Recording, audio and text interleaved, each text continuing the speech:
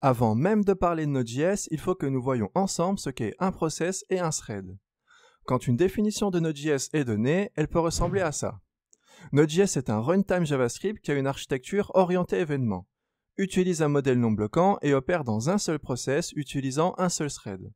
Quand on n'a jamais entendu ces termes, ça peut facilement déboussoler. C'est pourquoi dans ce module, on va voir ce qu'est un process et un thread afin d'y voir plus clair pour la suite de cette formation. Ne vous inquiétez pas, nous verrons ce qu'est réellement Node.js dans le module suivant. Un process, ou processus en français, est un programme qui est exécuté. Quand vous lancez un programme sur votre ordinateur, disons Microsoft Word, l'exécutable est chargé en mémoire et votre système d'exploitation l'inscrit dans sa liste interne de processus et s'assure qu'il reçoit bien du temps processeur et de la mémoire, tout comme pour les autres applications. Un thread, lui, est un fil d'exécution qui se trouve dans ce process même. Voyez-y comme une séquence contenant des instructions. Aussi, un process peut contenir plusieurs threads. Quand vous lancez Microsoft Word, votre système d'exploitation va lancer un process et exécuter le thread principal de ce process. Les threads sont généralement utilisés pour des petites tâches, alors que les processus sont utilisés pour des tâches plus importantes comme l'exécution d'un programme. Les threads qui se trouvent dans un même process partagent le même espace mémoire. C'est important de le noter parce que ça veut dire que ces threads peuvent directement se partager les mêmes données comme la valeur d'une variable par exemple. Alors que pour faire communiquer deux processus entre eux, ça va être un peu plus compliqué parce qu'ils ne partagent pas le même espace mémoire. Ça nécessiterait de faire de la communication interprocessus. Imaginez essayer de faire communiquer Microsoft Word et Spotify. Chacun d'eux tourne sur un process bien distinct. Comme on l'a vu, un process peut utiliser plusieurs threads. Dans ce cas, on dit que le process est multithreads.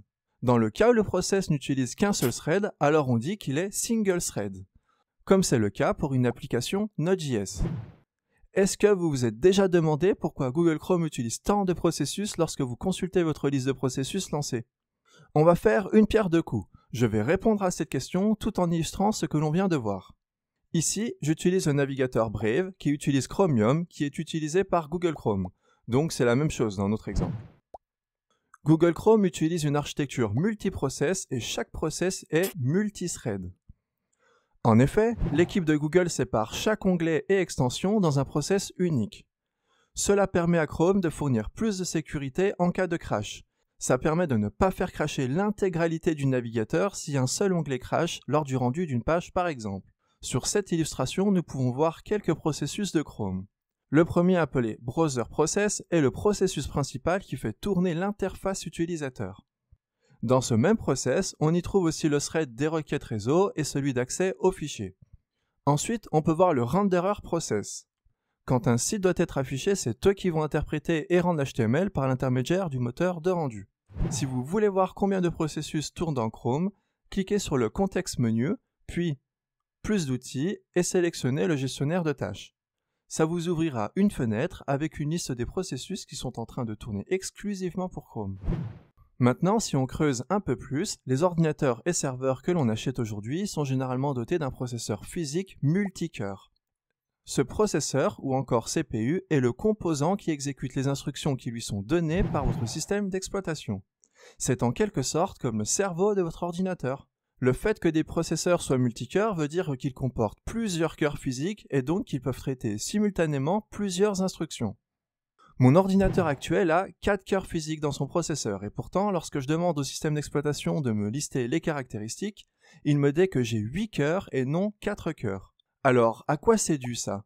C'est parce qu'il y a une différence entre ce que vous avez physiquement sur votre machine et comme votre système d'exploitation le perçoit. En effet, comme on le voit sur ce schéma, à gauche, on a la représentation physique de ce que ma machine comporte. Donc un processeur physique qui comporte 4 cœurs physiques.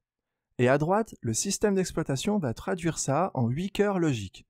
Ces 8 cœurs logiques n'existent pas physiquement. Ça, c'est grâce à ce que l'on appelle l'hyperthreading. Les cœurs physiques vont dire au système d'exploitation « T'en fais pas, tu peux logiquement me compter comme 2 ». Donc l'OS va faire un petit calcul très simple pour obtenir ce nombre de cœurs logiques. Il va prendre le nombre de cœurs physiques qu'il va multiplier par le nombre de threads dans chaque cœur physique. Dans notre cas, ça fait du 4 fois 2, donc on arrive à un résultat de 8 cœurs logiques. Donc ici, les CPU sont en fait le nombre de mes cœurs logiques. ce qui nous donne 8 threads. Cependant, bien que l'on ait 8 cœurs logiques, seulement 4 threads vont pouvoir être exécutés simultanément. Parce que les 2 threads de chaque cœur physique vont seulement se relayer entre eux, et ne vont pas tourner en même temps si l'autre est occupé. Pourtant, lorsque je regarde le nombre de processus et threads maximum que je peux avoir sur ma machine, eh bien le nombre est nettement supérieur aux 8 threads logiques. Alors, comment est-ce possible? Comment je peux avoir autant de processus ou threads comme on l'a vu sur le cas de Google Chrome? La réponse est simple. Tous les threads ne vont pas s'exécuter simultanément. L'ordonnanceur de votre OS s'occupe de planifier l'ordre d'exécution des threads des applications de la machine. Et tout ça se fait très rapidement. Cette planification diffère en fonction des OS. Chaque thread a un état spécifique, mais la différence la plus importante se fait entre les états en cours d'exécution, running, prêt à être exécuté, runnable, et en attente, waiting. À n'importe quel moment, un seul thread par cœur logique peut être en état en cours d'exécution, mais n'importe quel nombre de threads peuvent être en état prêt à être exécuté. Quant à l'état en attente, on peut considérer le thread comme étant bloqué parce qu'il attend quelque chose. Comme par exemple qu'un utilisateur effectue une action, une opération sur le disque, etc. Donc, quand on voit par exemple dans ce gestionnaire de tâches Windows qu'il y a 994 threads, ça ne veut pas dire que ces 994 threads sont en cours d'exécution à l'instant T, mais qu'ils sont peut-être prêts à être exécutés par leur programme respectif. Voilà, donc ce qu'il faut retenir de ce module, c'est qu'un process est un programme en cours d'exécution et qu'un thread est une séquence contenant des instructions au sein d'un process, et que le nombre de threads qui peut tourner simultanément dépend de votre processeur. On va commencer le quiz dans quelques secondes afin de voir si vous avez bien compris ce qui a été dit. Mais avant, laissez-moi vous dire que dans ce module, je suis volontairement allé en profondeur afin que vous ayez une bonne perception des choses lorsque je vous parlerai de process ou de thread. Si vous avez des questions, n'hésitez pas à candidater pour rejoindre notre communauté de passionnés. Le lien est en description de cette vidéo. Allez, on attaque le quiz et ensuite on se retrouve dans le module suivant où on verra ce qu'est Node.js. Bon courage! Qu'est-ce qu'un process? Un programme, un fil d'exécution, un programme en cours d'exécution.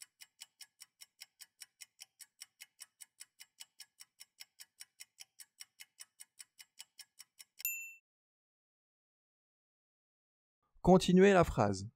Deux processus partagent le même espace mémoire, ne partagent pas le même espace mémoire.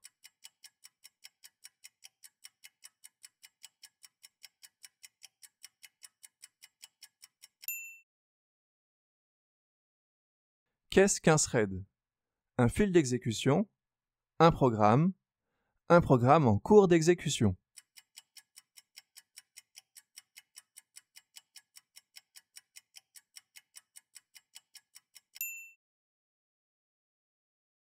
Continuez la phrase. Deux threads dans un même process ne partagent pas le même espace mémoire, partagent le même espace mémoire.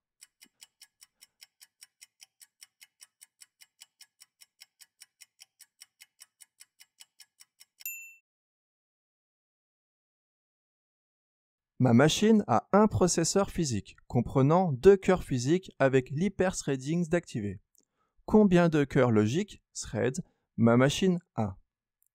2, 4, 6, 8, 12.